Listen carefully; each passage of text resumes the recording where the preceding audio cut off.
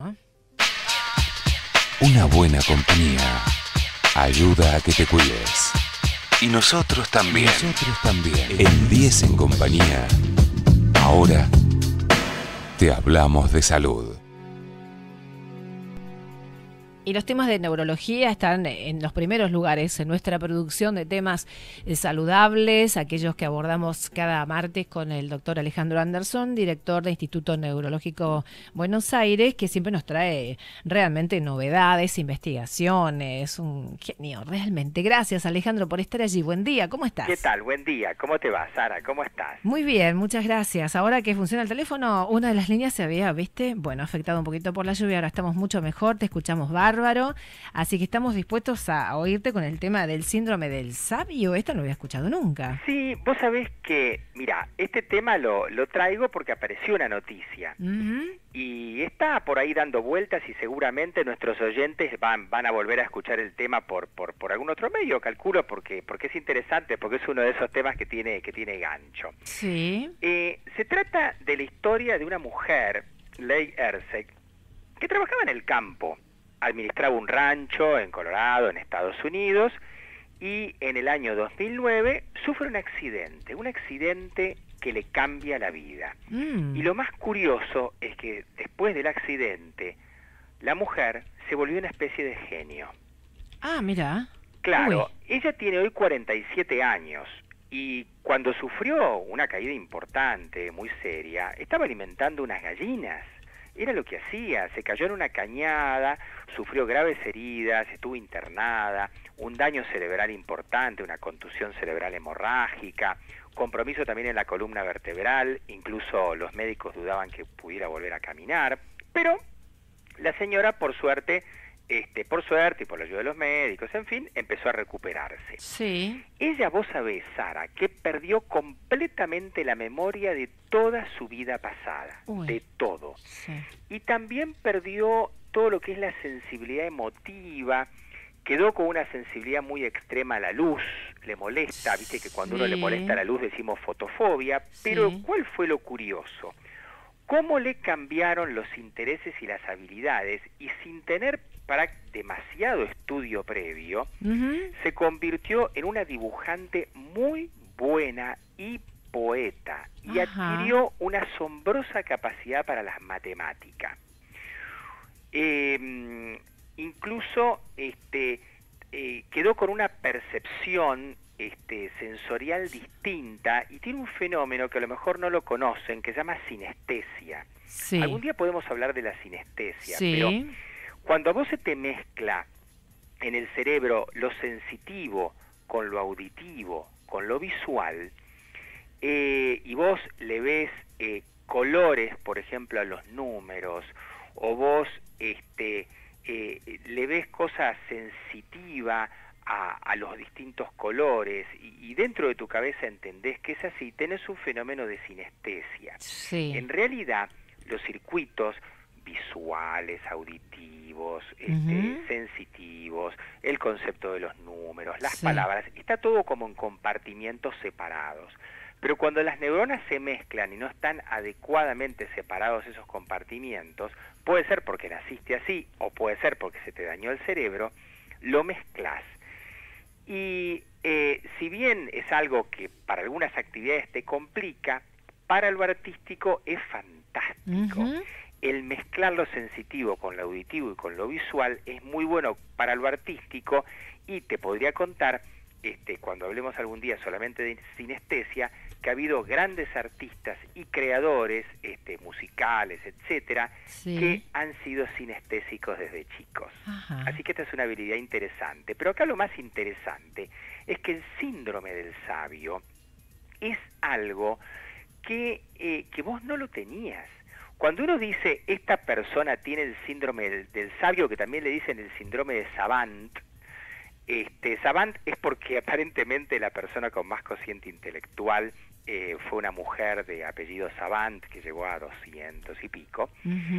Cuando uno tiene este síndrome del sabio, se trata de personas que tenían capacidades intelectuales normales, y luego de algún accidente o por un cerebro dañado tienen justamente una impresionante habilidad en alguna de las acciones o alguna de las actividades cerebrales. Vos sabés que hay para contar algunos casos de personas con síndrome de Savant que son impresionantes. Ajá. Había un par de hermanos gemelos que se llamaban George y Charles Finn, que les decían los calendarios humanos. Ajá. Ellos podían decir qué había ocurrido cada día de su vida y calcular a qué día de la semana correspondía cualquier fecha. Ajá. Pero desde hace 40.000 años para atrás. Vos le preguntabas si caía sábado, si caía domingo. Bueno, estos chicos tenían Asperger, que es una forma de autismo. También hubo un músico prodigioso que se llamaba De Blois, que tenía unas habilidades impresionantes. Ajá. Podía tocar 20 instrumentos, había memorizado 8.000 piezas musicales. No, pero ¿cómo es? Desde los 2 años de edad, y no había recibido ningún tipo de instrucción. Y te cuento, era autista y ciego. Autista y ciego. No se puede creer. Y genio musical. Escuchaba una pieza musical una vez y ya la memorizaba por completo. Claro, imagínate, los científicos y los médicos quedan estupefactos cuando ven a alguien así y dicen, pero ¿qué tiene esta persona en el cerebro que es tan diferente de nosotros? Hay muchos ejemplos, pero por ejemplo, otro chico, mudo y con un autismo severo, se llamaba Stephen Wilshire, tenía una habilidad artística y una memoria visual impresionante. Se acordaba de todo lo que veía. Y una vuelta lo subieron en helicóptero para ver desde el helicóptero una zona muy amplia de Japón.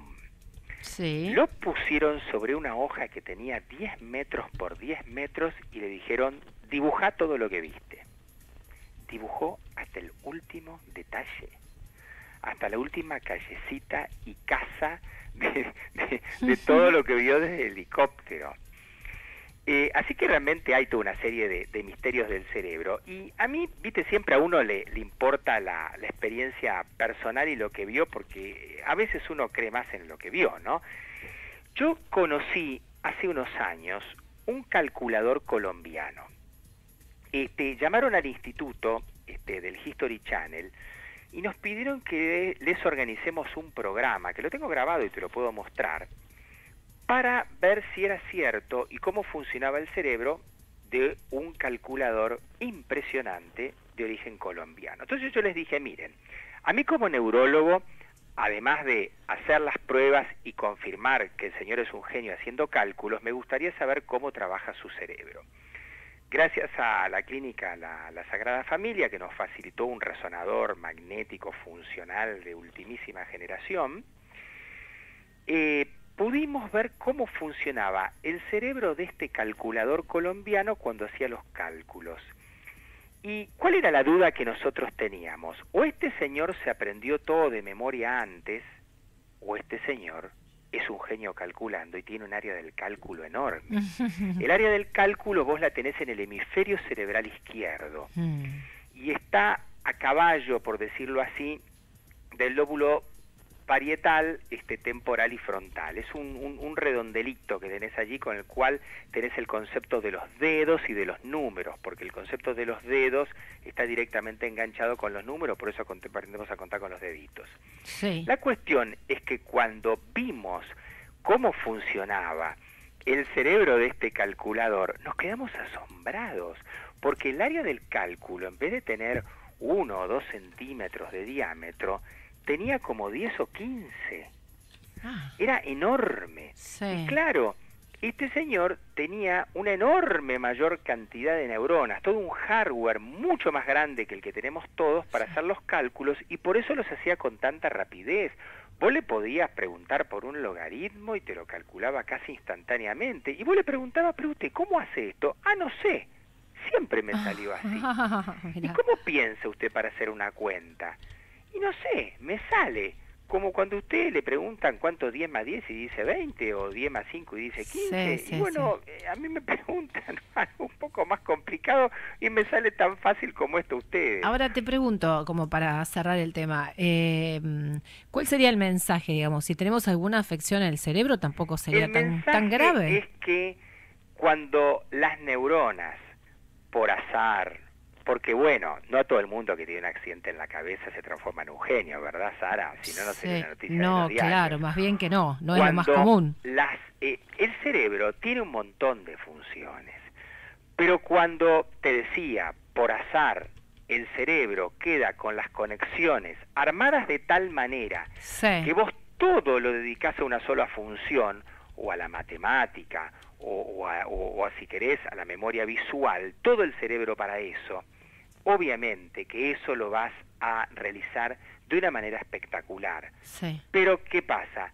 No vas a tener otras funciones, no vas a tener capacidad de relacionarte con los demás, no vas a entender la inteligencia emocional, y a lo mejor sos autista, o claro, los circuitos que usabas en tu cerebro para la parte visual no los tenés porque sos ciego y los estás usando en otra función como la música.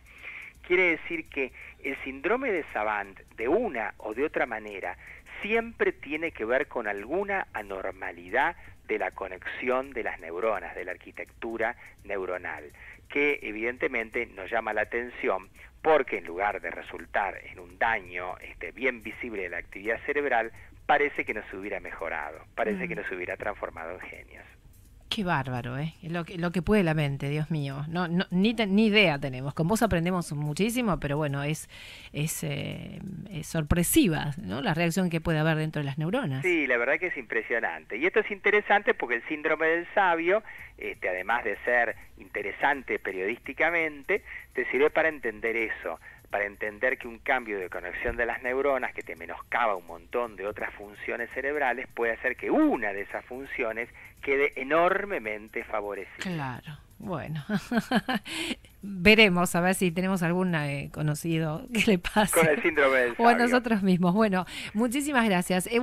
Por favor, como siempre, mira, ponemos estas notas en nuestro sitio web www.neurologiainva.com.ar o incluso más fácilmente y hasta más rápidamente en la página web, que es Neurología Espacio Inva Dr. Anderson, que se engancha, por supuesto, con la página de FM Estación Tigre. Gracias. Una consultita quería hacerte, sí, cómo no. O te tiraría un tema para el martes que viene, si puede ser. Este tema de la falta de memoria transitoria o global transitoria y sus derivados. ¿Podríamos hablar un poquito de eso? ¿Amnesia global transitoria? Sí, cómo no. Trastorno psiquémico transitorio, claro. Sí, por supuesto, lo anotamos. Podríamos ver un poquito eso porque se está haciendo como cotidiano. Parece que el cerebro también y las neuronas piden un descanso y se desenchufan solas y después se vuelven a activar. Habría que ver cómo viene el proceso para no asustarse a alguien que le pase. Estaría bueno. Ya me lo agendo, Sara. Yo también. Un beso y saludos a todos nuestros oyentes y hasta el martes que viene. Muchísimas gracias, Alejandro. Buena semana. Chao, hasta luego. Hasta luego. El doctor Alejandro Anderson, especialista en neurología, director de INVA, Instituto Neurológico Buenos Aires, hoy con este tema apasionante, ¿no? Que bueno, cuánto descubre y cuánto nos cuenta sobre todas las patologías y bueno, y reacciones que puede tener el cerebro con el síndrome del sabio.